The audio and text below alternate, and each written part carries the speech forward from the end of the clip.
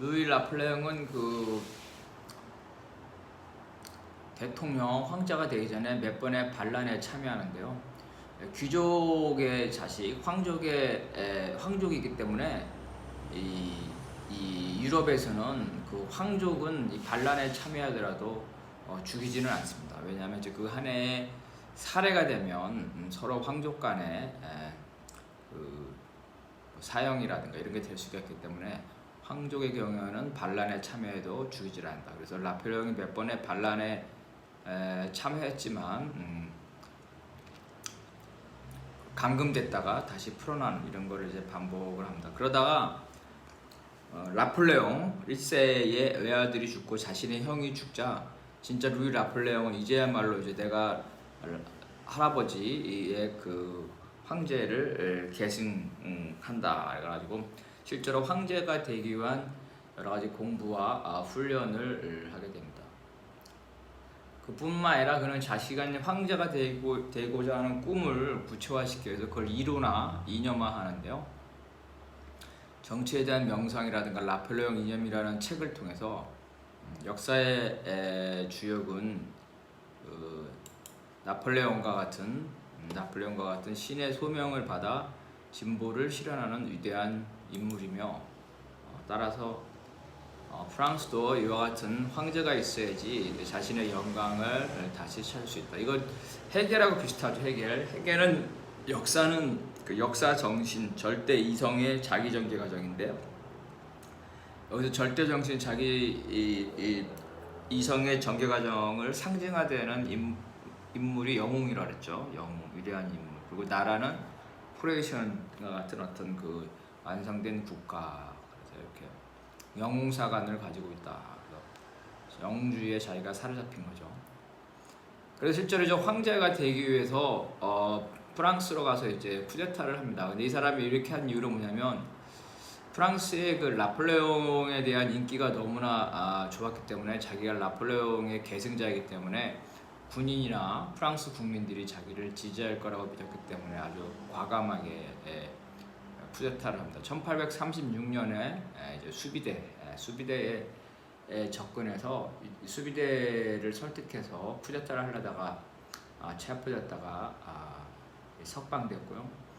1840년에는 아예 이제 병력을 몇 명을 데리고 56명을 데리고 그 프랑스에 상륙합니다. 이거 뭐 쿠바의 카스트로랑 비슷하네요.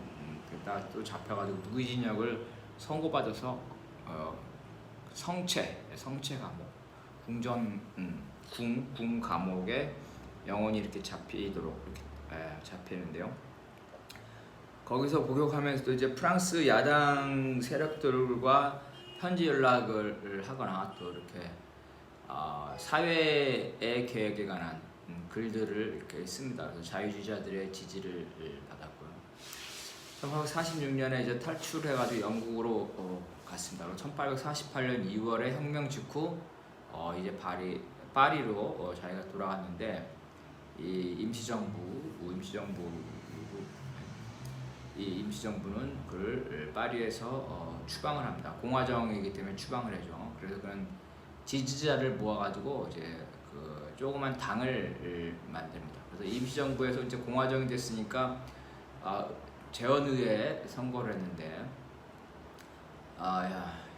이미 이제 그 나폴레옹의 손자라고 이미 알려졌기 때문에 인기가 좀 있어가지고 여러 곳에서 후보로 추대됩니다.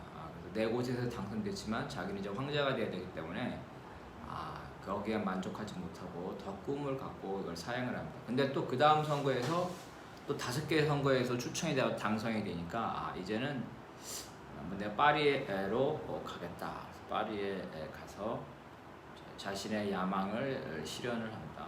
바로 이제 대통령 선거가 예정되어 있었기 때문에 대통령 선거에 나서는데요.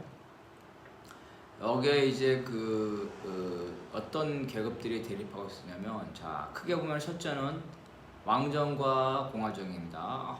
왕정과 공화정. 왕정을 지지하는 쪽은 귀족들과 교회죠. 질서당입니다. 그 다음에 이제 공화정. 공화정 내에는 온건 부르주아와 그 다음에 급진 부르주아는 작고뱅입니다. 작고뱅. 이렇게 나눠져 있었는데 바로 이 왕당파들이 이 공화정에게 권력을 주지 않기 위해서 황제의 후손인 루이 라플레옹을 지지합니다. 그래서 루이 라플레옹은 투표에서 압도적으로 당선이 되는데요. 그 이유를 보게 되면 첫 번째는 할아버지가 프랑스 대혁명 직후에 라플레옹 시대에 농민들에게 농지를 분배했어요. 그리고 농민들의 농지 소유권을 법적으로 보장을 했습니다. 그래서 라플레옹 인기가 많아요. 그래서 농민들이 라플레옹의 후손인 루이에 대해서 많은 지지를 가지고 있었고, 그 다음에 이제 루이 라플레옹이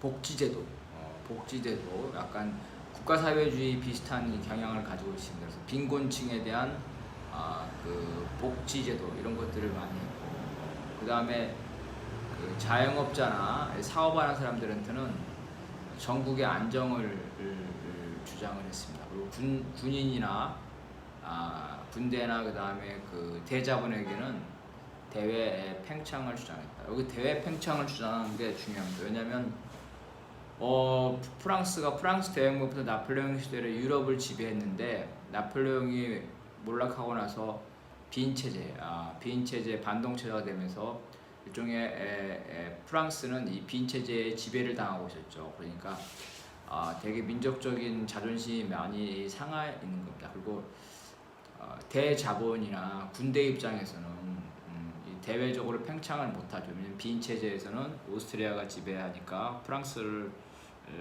팽창주의에 대해서 당연히 제한을 했겠죠. 그래서 이 대외 팽창에 대한 욕구가 높았습니다. 군인이나 대자본의 경우에. 근데 루이 라플레옹이 바로 이제 그거를 하겠다고 약속을 하면서 이렇게 여러 계급에게 파퓰리적인 공약을 내세웁니다. 그래서 압도적으로 당선이 됐고요.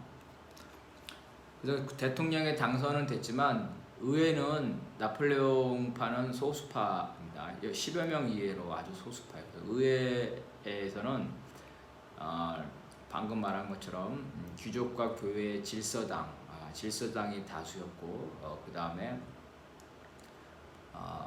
봉건 부르주아 정당, 그 다음에 급진 부르주아 이렇게 돼 있었습니다. 그래서 질서당이 의회를 장악하게 되면서, 질서당은 나폴레옹을 자기들이 이제 일종의 그 얼굴마담으로도 세웠다고 생각했는데 실제로 나폴레옹이 그렇지 않습니다. 실권을 장악하게 되면서 질서당과 나폴레옹이 이제 이렇게 대립이 되고, 그러면서 또 급진 자유자들이 자코뱅도 있었는데 이들은 6월에 평화적인 봉기를 해서 일시적으로 공화국을 혁명 정부를 선언하는데, 평화적인 봉기였기 때문에 그거 끝나고 나서 바로 다 체포돼서 이 봉기를 기점으로 해서 급진 자유주자들이 몰락하게 됩니다. 그래서 이제 급진 자유주자들이 퇴진하고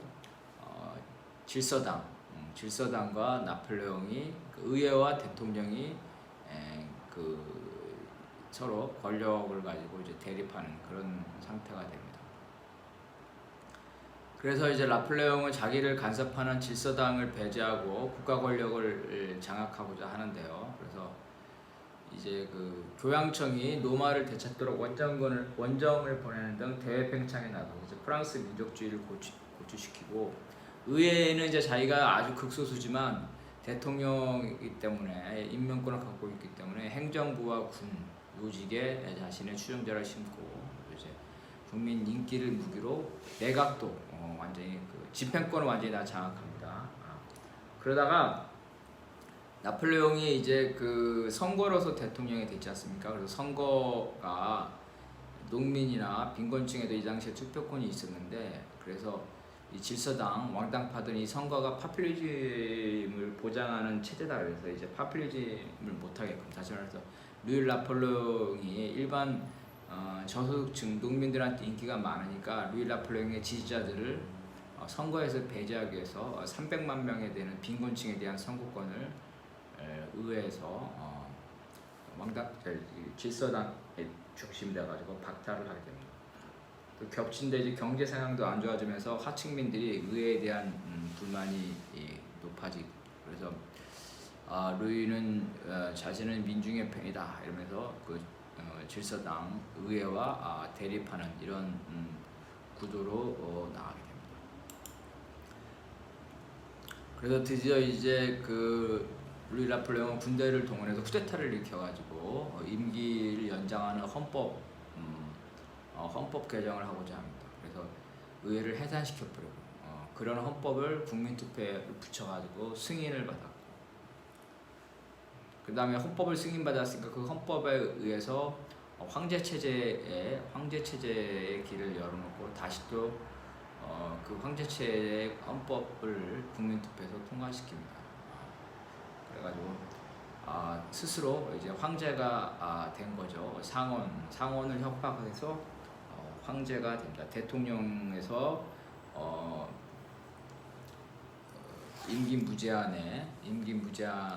임기 제한을 철폐하고 그리고 황제가 되는 히틀러랑 좀 비슷하죠. 히틀러 이렇게. 그래서 이와 같은 인기 정책, 그 다음에 이제 선전선동을 되게 잘합니다. 그래서 언론 장악을 해서 여론을 지배했고, 그러면 또 한편으로는 자기를 반대하는 사회주의 세력에 대해서는 이 경찰을 동원해서 탄압을 합니다. 그리고 이제 그 사회 개혁 정책이라든가 산업 정책도 하게 됩니다. 일종의 박정희 비슷한 건 박정희. 철도, 건설, 은행, 대규모 공공사업을 발전시키고 산업혁명도 진행시키고 또 빈민 가난한 사람에서 생필품 가격을 통제하고 노동자에게는 일부 이제 노동자 주택, 사회복지제도 이런 거를 하면서 계급 타협을 강조합니다.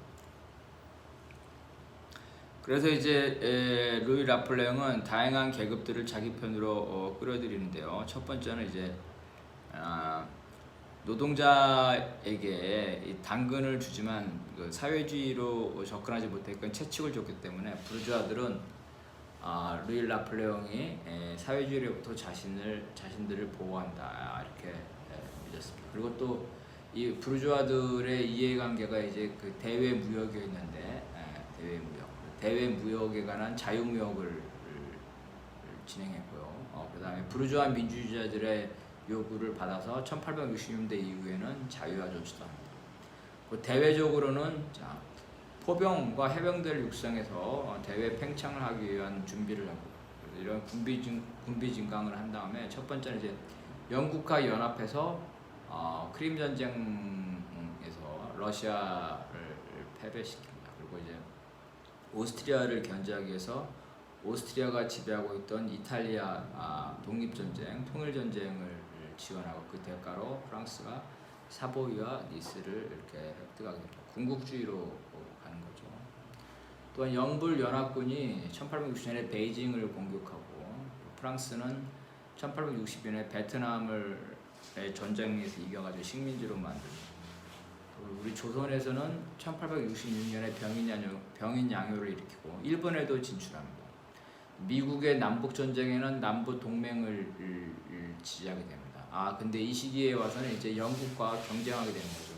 영국의 식민지 정책과 프랑스가 경쟁하게 돼서 초창기에 영국은 루이 나폴레옹과 협력하였는데 이후에는 이제 루이 나폴레옹을 견제를 하게 되면서 협력을 하지 않습니다. 이처럼 루이 나폴레옹은 이제 계급 갈등, 왕당파와 공화파 내에서는 급진파와 온건파 이런 계급 갈등을 이용하고 대외 전쟁을 통해서 자기의 권력을 유지를 합니다. 그리고 이런 전쟁 정책에 대해서는 이제 사회주의자들은 분명히 이제 반대를 하는데요. 국제노동조합회 파리 지부는 이제 전쟁이란 민중의 불행, 그죠? 전쟁 나면은 병사들, 민중들이 제일 많이 죽죠. 민중의 불행 속에서 자본가의 투기의 원천을 발견하는 거다. 그래서 이런 전쟁에는 저항한다. 제국주의 전쟁에 저항한다. 독일 노동자들 역시 전쟁과 평화의 결정권은 인민 스스로 결정해야 된다. 이런 지배계급들이 하면 안 된다. 이렇게 요구를 했어요. 그런데 이미 이 시기에도 실제로 전쟁이 일어나자 극소수의 사회주의자들은 빼놓고 소위 진보 세력이라는 다수의 사람들도 결국 자기 조국을 방어해야 된다 이렇게 돼서 그 전쟁 반대에 나가는 거에 대해서 그 극소수만 거기에 참여하게 됩니다. 이런 양상은 이제 1차 대전에도 똑같이 나타나게 되는데요. 그래서 국가주의를 극복하는 건 되게 어렵다. 루이 라플레옹은 이제 멕시코에도 원정대를 파견해서 자기의 친척을 멕시코 황제로 세워서 제2의 멕시코 제국을 하려고 했습니다. 그런데 이제 남북 전쟁 이후에 미국이 이제 이 개입해서 이거를 실패로 끝납니다. 루이 라플레옹의 대외 정책은 이제 그 영국의 견제, 영국의 견제, 그리고 이제 그 잦은 전쟁으로 인한 대외 부채, 그리고 루이 라플레옹도 이제 오랜 집권을 통해서 나이가 먹게 되죠. 그죠? 1808년생이니까 1869년 60살 아니죠. 그래서 그런 전쟁이 과거와 같이 달리 그 커다란 성과를 얻지 못합니다. 그래서 이제 점차 그 루이 라플레옹에 대한 반대 세력이 커지는데 1869년에는 황제 반대파가 약 330만 표를 얻으면서 300만 표의 차이로 집니다. 그래서 루이 라플레옹의 그 바로 턱 밑에까지 쫓아오게 됩니다. 마침 이 시기에 프레이션은 이제 독일을 통일하기 위해서 자기 중심으로 독일을 통일하기 위해서 두 가지. 첫 번째는 자기의 경쟁자인 오스트리아를 격파합니다. 그리고 이제 독일 남부에 영향을 미치고 있었던 독일 남부가 실질적으로 프랑스의 식민지적 성격이 있었기 때문에 독일 전체를 통일하려면 이 프랑스를 굴복시켜야 됩니다. 그래서 프랑스와 전쟁을 준비합니다. 마침 1868년에 스페인 혁명이 일어났는데 이 혁명 지도부는 그 나폴레옹 시절에 스페인 왕에 올랐던 프랑스의 불공 왕가를 추방해 버립니다. 그 대신에 새로운 강국인 프레이션 국왕의 왕족을 왕으로 추대하려고 합니다. 당연히 이 문제를 가지고 프레이션과 프랑스가 대립을 하게 되고 그래서 서로 협상을 하게 되는데 비스마르크가 이제 프랑스를 자극하기 위해서 프레이션 왕가의 반대에도 불구하고 프레이션 왕가 쪽에서 스페인 왕이 오를 거라고 그 왕위 수락을 발표합니다. 그래서 프랑스가 여기에 대해서 강력하게 항의하니까 프레이션이 이거를 이제 양보를 하면서 그러면은 스페인 왕위 문제를 어떻게 할 것이냐고 협상을 하게 되는데 이 협상 과정에서 비스마르크가 일부러 프랑스를 모욕하는 내용을 공포를 하게 되고 여기에 이제 그 전쟁을 유인한 건데 루이 라플레옹이 먼저 전쟁을 시작합니다. 오스트리아와 영국은 이제 프랑스의 대팽창을 견제하고자 중립을 선언했습니다. 그래서 프랑스는 고립되었고요. 러시아는 이미 이제 프랑스하고 전쟁을 했으니까 적대 강국이에요. 몸이 불편한 루이 라플레옹이 직접 전쟁터에 나오지만 수당 전투에서 항복하고 프레이션의 포로가 됩니다. 그래서 이제 황제가 포로가 됐으니까 이 체제가 무너지게 되겠죠. 체제가 무너지고 더군다나 반대파들이 이제 다수 있었기 때문에 이 황제가 나폴레옹이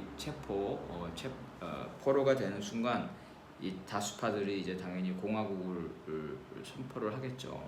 그래서 1871년 1월 28일 날 이제 휴전 조약이 체결되는 한편 프랑스 내에서는 이제 왕정이 무너지고 공화국이 진행됩니다. 공화국이 되려면 새로운 의회 선거를 해야 되는데 새로운 의회 선거를 2월 8일 날에 했는데 이 당시에 유권자들은 압도적 다수가 농민, 카톨릭 신자, 보수주자였습니다. 그래서 645명의 의원을 선출을 했는데 다수가 입헌군주제를 옹호하는 왕당파였다. 200명이 공화주의자인데 그 중에 반은 온건 공화주의자, 반은 급진주의자인데 이 급진주의자들은 대부분 파리를 중심으로 하는 수도권, 특히 파리에서 42개의 선거구 중 37개의 선거구에서 급진주의자들이 당선됐습니다. 이거는 무슨 말이냐면 프랑스 전체로 보면 왕당파 보수주의자들이 승리했지만 파리의 경우에는 급진주의자들이 이 정권을 잡았다는 겁니다. 그래서 파리 시민의 정서와 프랑스 전체의 정서가 달랐다. 즉 프랑스와 파리가 이렇게 분리된다 이렇게 되는 거죠. 사상적으로 이렇게 그리고 그 집권 정치의 주체들이 분리된다. 프랑스에선 파리가 제일 진보적인 곳이죠. 그래서 이제 이 부르주아 의회, 보수파 의회는 프레이션과 화평하지 않은 티에르를 수상으로 선출했습니다. 그래서 이제 파리 사람들은 티에르가 이제 수상됐으니까 프레이션하고 화평을 하고 이 파리가 프레이션 안에 넘어갈 것이다. 이렇게 되면서 그거에 대해서 반발을 하기 시작합니다. 프랑크푸르트 조약을 맺었는데 이에 따르면 프랑스는 프레이션에게 알자스 로렌 지방을 할량을 하고 50프랑의 배상금을 지불할 때까지 프레이션군이 프랑스에 주둔하기로 합니다. 그래서 프랑스 국민, 특히 파리 시민의 입장에서는 아주 굴욕적인 조약이었습니다. 1871년 1월에는 그 베르사유 궁전에 프레이션이 군대를 진주시켜서 여기에서 이제 프레이션 국왕인 비렐린 1세가 독일 제국 황제로 추대됩니다. 그러니까 프레이션이 자기네 나라에서 자기네 궁에서 그 독일 제국을 선포한 게 아니라 프랑스의 베르사유 궁전에서 한 거는 그 말하면 자기들이 그 프랑스를 완전히 굴복시켰다. 그래서 독일의 통일을 대외적으로 자신 있게 선포하기 위한 일종의 과시라고 볼 수 있겠죠. 이 부분도 역시 프랑스 국민의 자존심을 짓밟았습니다. 어쨌든 그 보수파들은 프레이션과의 강화 조약을 비전을 했습니다. 그래서 이런 프레이션에 굴복한 부르주아 정부를 전복하려는 봉기가 사실은 파리 코민 이전에도 있었습니다. 1870년 10월 31일 그러니까 공화주의 이 정부가 성립하기 직전에 임시정부 시절이 한 번 있었고요. 그 다음에 선거 직후에 있었고 이 두 번 다 무정부주의자들이 정권을 잡기 위해서 반란을 계획했지만 사실은 다 실패했습니다. 이제 3월 1일에 프레이션 군대가 파리에 입성을 했고 파리 시민들은 분노를 많이 했고 그래서 이런 파리의 분위기가 안 좋기 때문에 굳이 전쟁에 승리한 프레이션 군이 파리 시민을 자학할 필요가 없기 때문에 외곽으로 철수를 합니다. 외곽으로 철수한 대신에 이제 프레이션이 그 부르주아 정부에게 요구를 합니다. 첫 번째는 이제 무장을 해제해라. 근데 이제 정규군은 항복을 했으니까 시민군이 국민 방위대인데 국민 방위대는 이제 파리 시민들로 구성된 시민군입니다. 그래서 이 반프레시안 정상화 강하기 때문에 이 국민 방위대를 해산하라. 그리고 이 국민 방위대가 대포를 몽마르트 언덕에다가 거기에다가 이제 대포를 설치했는데 이게 지금 프레이션 군이 파리로 진입할 때 이게 대포로 공격할 수가 있기 때문에 그 대포를 압수해라 이렇게 요구를 합니다. 부르주아 정부에. 그래서 부르주아 정부가 그거를 이제 받아가지고 티에르 임시정부가 정규군에게 가서 몽마르트 언덕에서 있는 그 대포를 많죠. 227문이나 되는데 그거를 압수하라는 명령을 내립니다. 몽마르트 언덕에 저도 가봤는데요. 파리는 평지라서 그 높은 데가 없습니다. 여기 몽마르트 언덕이라는 게 파리에서 제일 높은 곳인데 글쎄 한 100 몇 미터 정도 되려나요? 어쨌든 그래도 파리의 저녁을 이렇게 바라볼 수 있는 곳이기 때문에 여기서 대포를 쏘게 되면 이제 파리에 진입했을 때 상당한 타격을 줄 수 있기 때문에 대포를 압수하려고 하는 거죠. 그런데 이 대포는 전쟁 당시에 프레션으로부터 파리를 지키기 위해서 파리 시민들이 모금을 통해서 마련한 겁니다. 그러니까 당연히 이건 파리 시민의 것이다 이렇게 된 거죠. 더군다나 몽마르트 주변은 이제 민중들이 주로 사는 지역이기 때문에 이 민중들이 대포를 지키기 위해서 국민 방위대와 함께 농성을 하게 됩니다. 그리고 이제 이 국민 방위대도 해산하라고 이 프레션에서 요구를 하는데요.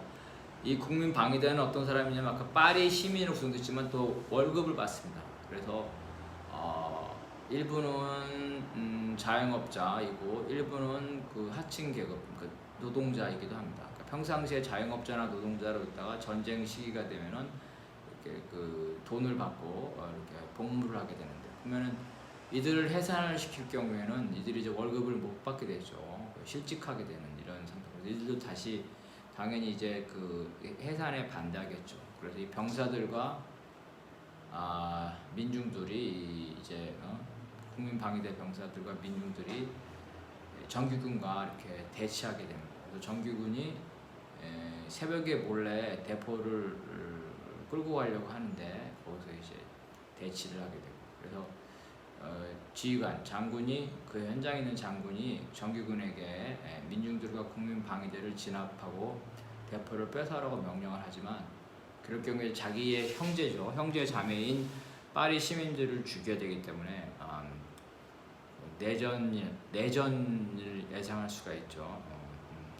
그래서 이런 경우에 대부분 이런 많이 발생하는데 형제를 죽일 수 없기 때문에 형제를 죽이라고 명령한 지휘관 장군을 죽여버립니다. 이 장군을 죽이니까 이 정규군들은 다시 정규군으로 돌아갈 수가 없죠. 그래서 파리 시민 국민 방위대 띠에리에 저항하는 정규군이 서로 이제 그 협력을 하고 그래서 이제 파리 꼬뮌, 파리 시청, 파리시를 점거하고 중앙위원회를 결성하면서 혁명편에 섭니다. 이 중앙위원회 일종의 군대 규비라고 볼 수 있겠죠. 국민 방위대와 이 정규군의 그 협력체니까 포고문을 발표해서 공화파의 파리 시장의 권한을 박탈해버립니다.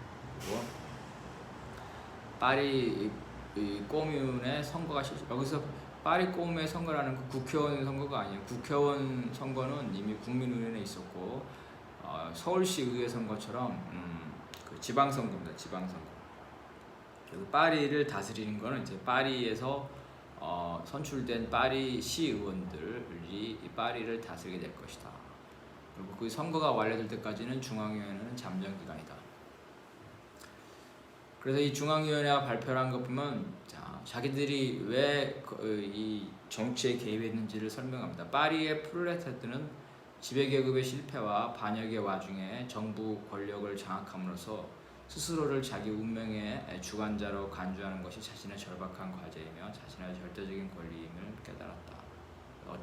지배계급이 제대로 못했기 때문에 이 군대와 프롤레타들이 개입을 했다 이거죠. 그래서 이제 중앙위원회는 파리 노동자 민중의 지지를 당연히 받았겠죠. 받았겠고, 그 다음에 정규군이 내린 공화국 정부가 내린 계엄령을 폐지해버리고, 그 다음에 군사법정, 군인들을 탄압하는 군사법정을 폐지하고, 이거는 무슨 뜻이냐면 군사 소비에트, 병사 소비에트가 됐다는 얘기예요. 그러니까 병사를 강압적으로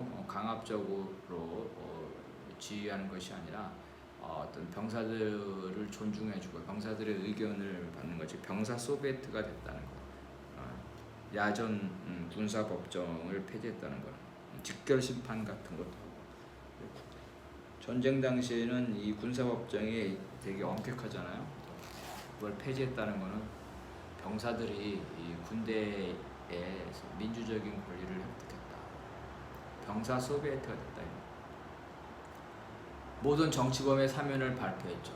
그래서 선거했는데 투표율은 약 48%였고 노동자들의 투표율은 높았고 부르주아들은 당연히 투표율이 낮았죠.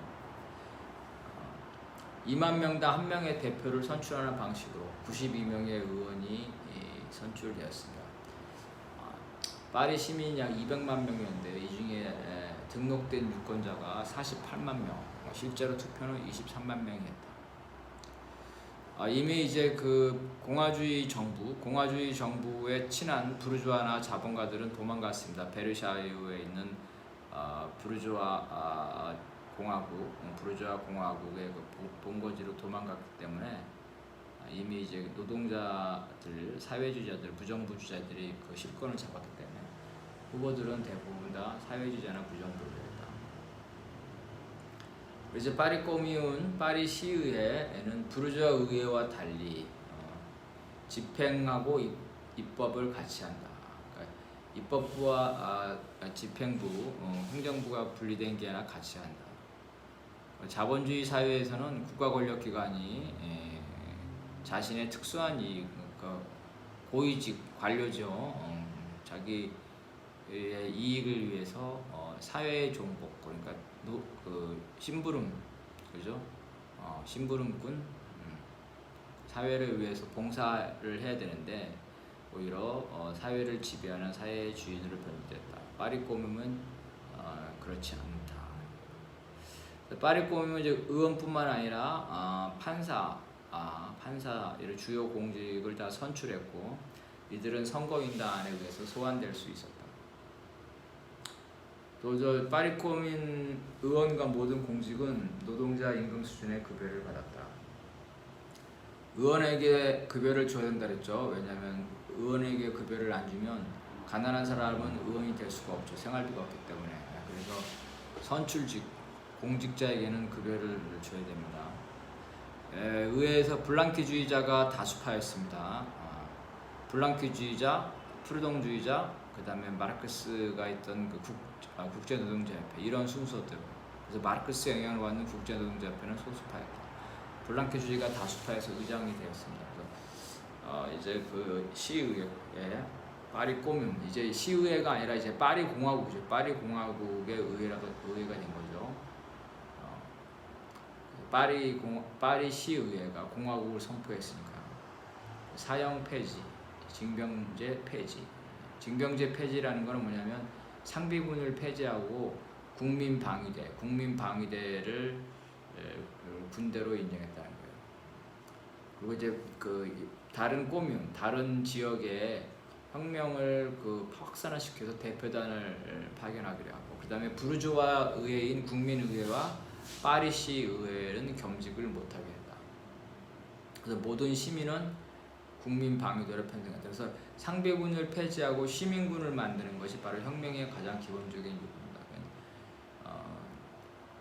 프랑스 대혁명 때는 마찬가지죠. 프랑스 대혁명 때 어떻게 했냐면 황제, 왕에 충성하는 상비군을 폐지하고 국민군, 혁명에 충성하는 국민군을 만들었죠. 1848년이라든가 공산주의자 동맹 요구라든가 대부분 다 상비군의 폐지를 요구합니다. 왜냐하면 상비군은 지배계급의 봉사하기 때문에, 지배계급의 무력이기 때문에. 그래서 국민방위대는 이제 무력은 중앙위원회, 군사령부죠. 그 다음에 시의회, 집행위원회의 이중적 지휘를 받았다.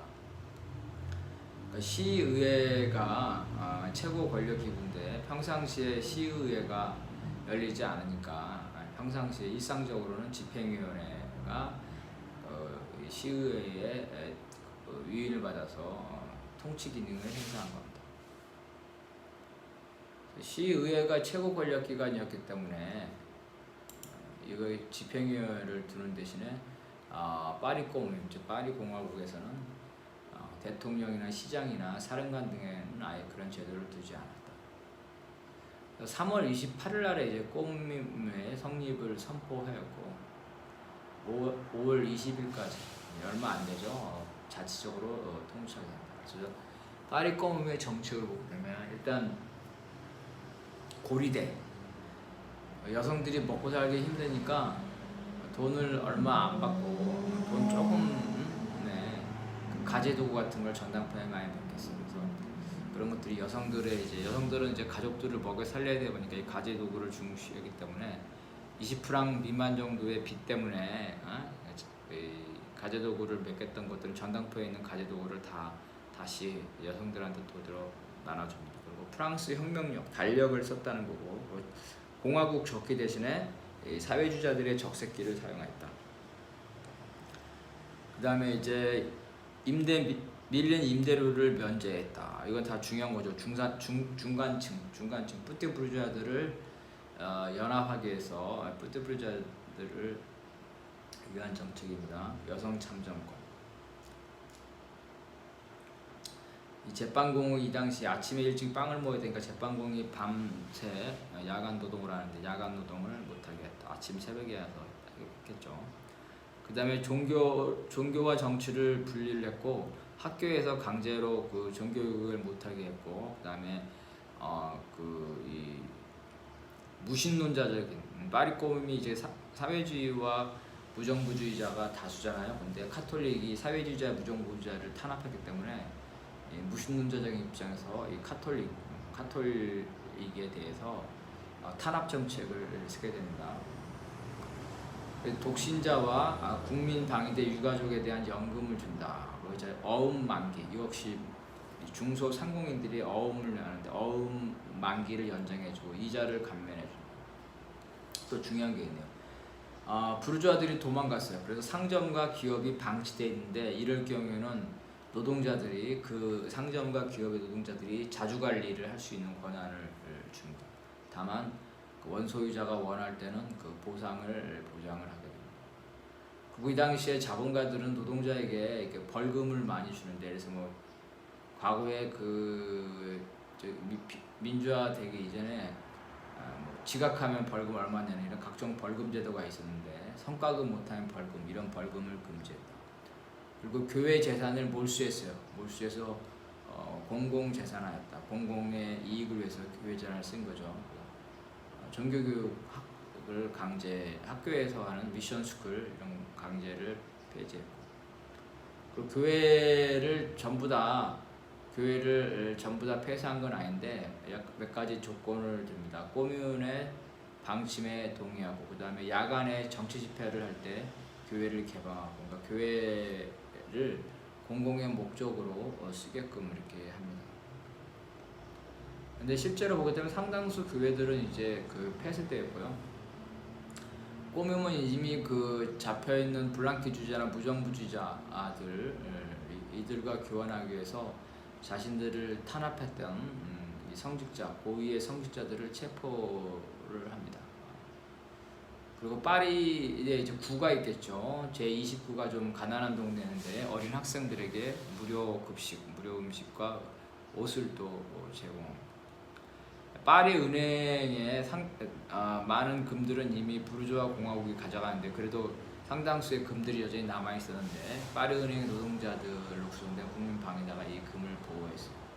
보호하고 파리 은행은 꼬뮌에게 대출을 했습니다. 그런데 마르크스는 이 꼬뮌이 파리 은행에게 대출을 받는 게 아니라 파리 은행에 있는 이 금을 몰수를 해서 혁명에 써야 된다, 이렇게 비판을 했어요. 왜냐하면 마르크스가 볼 때는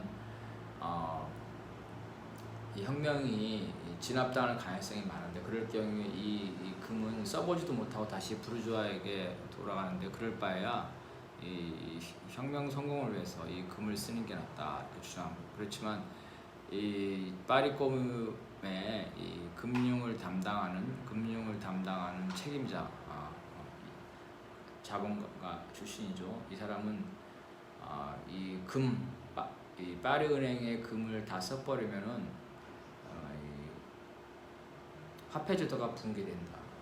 화폐를 금하고 바꿔주는 게 위해서 필요한 일정한 금 정도, 화폐만큼의 금을 보유를 해야 되는데 그러지 않으면은 화폐 제도가 붕괴되기 때문에 몰수하면 안 된다, 이렇게 저항을 한 겁니다. 그리고 베르사유의 그 공화정 보수주의자들을 옹호하는 주요 언론들은 폐쇄됐습니다. 이처럼 파리에서 이렇게 사회주의, 무정부주의, 자치정부가 탄생한 이유는 아까 말한 것처럼 파리에는 다른 프랑스가 훨씬 급진적이었다. 그 선거 결과가 그렇게 보여주죠. 또 이러한 혁명들, 여러 차례의 혁명들을 거치며 혁명의 경험이 있었고 혁명가들이 되게 많았습니다. 그래서 이 혁명가들이 지금으로 치면은 그 지방자치, 풀뿌리, 기초의원 여기에 다 그 결합한 겁니다. 주민자치회 이런 데도 결합해서 풀뿌리 활동을 하면서 주민을 조직해냈다.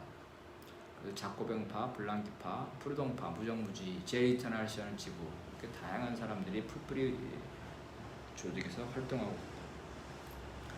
마르크스는 이제 그 국제노동자협회 파리 지부를 통해서 파리 꿈의 전말을 알 수 있었고 나름대로 강력한 영향력은 아니지만 나름대로 개입하고 있었습니다. 파리 꼬뮌의 소식이 알려지자 여러 곳에서 이 파리 꼬뮌과 같은 결성을 선언했지만 모두 단기간에 진압되었습니다. 그리고 부르주아 공화국의 군대와 프레이션은 파리 꼬뮌이 다른 데로 파급되는 것을 막기 위해서 파리를 봉쇄를 했습니다. 그럼에도 불구하고 이제 파리 꼬뮌과 같은 이런 급진적 공화국, 이 공화국을 프랑스에 확산하기 위해서 자유로운 인민들의 연맹체로 만들기 위해서 프랑스를 인민에 의한 지방정부인 꼬뮌을 수립하라는 호소문, 선동문을 풍선에 매달아 보냈다. 왜? 파리가 봉쇄되어 있으니까. 광주랑 똑같죠. 광주에서 시민들이 봉기했을 때 그게 확산되지 못하도록 광주를 봉쇄하고 그걸 확산하려고 가는 사람들은 총으로 쏴서 죽였잖아요. 이때도 마찬가지입니다. 파리 꼬뮌이 확산되지 않도록 이 프레이션과 부르주아 군대가 파리를 봉쇄하고 그거를 확산을 해내는 그 혁명 세력에 대해서는 다 이제 처형을 했습니다. 결국 이제 파리 꼬뮌은 진압되는데요. 이 파리 꼬뮌은 사회주의 무정부주의이기 때문에 왕당파뿐만 아니라 공화파까지 유럽의 모든 왕당파, 공화파가 이 진압군을 지원합니다. 독일, 오스트리아, 헝가리, 네덜란드, 벨기에, 러시아, 영국은 공화파, 그죠? 나머지는 왕당파. 그 왕정 국가뿐만 아니라 공화적인 민주주의가 발달된 벨기에나 영국도 다 이렇게 진압에 가담을 합니다.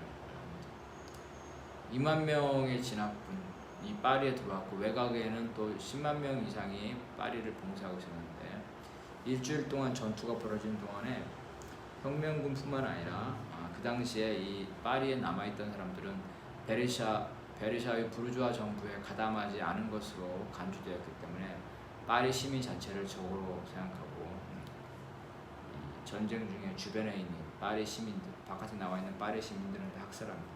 광주 때도 그랬죠. 바깥에 못 나오게 하려고 합니다. 시민군과 일반 시민을 분리하기 위해서 바깥에 나온 시민들을 시민군으로 간주해 학살하는 겁니다. 1만 내지 5만 명에서 죽었다는 거고요. 10만 명이 체포돼서 4만 명이 군사재판에 기소되었다. 7,500명이 식민지에 입양했다. 1848년 6월에는 노동자 봉기 약 3,000명이 죽었다고 알려져 있는데 거의 10배 이상이 더 죽은 겁니다. 그래서 마르크스가 프랑스 내전에서 파리 꼬뮌을 다뤘는데요. 여기서 마침내 발견된 정치 형태라는 걸 이제 파리 꼬뮌의 그 본질이 뭐냐 이거에 대해서 이제 그 엥겔스가 파리 꼬뮌이 프롤레타 독재라고 이제 이렇게 규정을 했고 레닌도 파리 꼬뮌을 세계 역사상 최초로 벌어진 노동계급의 사회주의 애영양제로 했는데 그 마르크스는 뭐라 그러냐? 마르크스는 파리 꼬뮌을 구체적으로 프롤레타 독재라고 말하지 않았지만 마침내 발견된 정치 형태다. 그래서 이게 노동자 국가다. 노동자 국가라는 거는 인정합니다. 파리 꼬뮌이. 그래서 이거를 이제 노동자 국가가 바로 이제 실질의 프롤레타 독재 프롤레타 국가이기 때문에 프롤레타 독재를 해석되고 있다. 마르크스가 명시적으로 말한 거는 노동자 국가다, 프롤레타 국가다. 프롤레타 독재는 이제 해석이 되고 있다. 여기까지입니다.